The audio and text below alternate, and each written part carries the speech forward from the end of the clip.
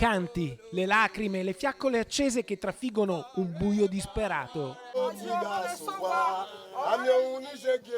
Sono i momenti più intensi, più commoventi della fiaccolata in memoria di Rita Amenze, la trentenne nigeriana uccisa venerdì scorso dal marito nel parcheggio dell'azienda dove lavorava. Ed è proprio qui, in via Fioccarde, a Noventa Vicentina, dove si è consumato l'omicidio, che un migliaio di persone con un lume, tanti lumi che inondano la sera, si fermano per un momento di silenzio, per una preghiera, per ricordare Rita.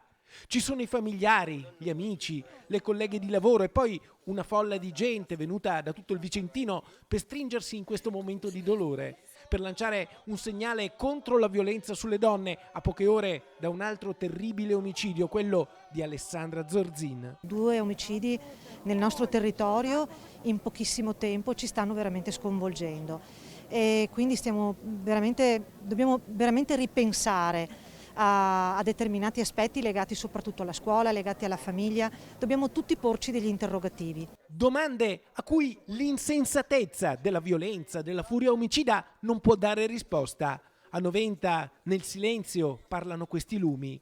Un corteo mesto cammina per più di 1 chilometro lungo la statale e poi nelle strade di campagna per portare il suo messaggio.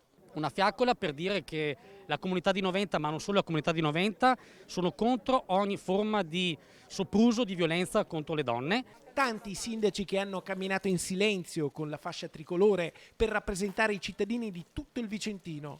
È stata lanciata una raccolta fondi per aiutare le figlie di Rita che adesso orfane non hanno più nessuno. Il regalo più grande che possiamo fare a Rita in questo momento è di sostenere queste bambine che sono in Africa. La fiaccolata alla fine arriva nel parcheggio dove è stata strappata la vita a Rita. Qui, dopo un momento di silenzio, le colleghe hanno voluto ricordarla, lanciarle un messaggio guardando il cielo.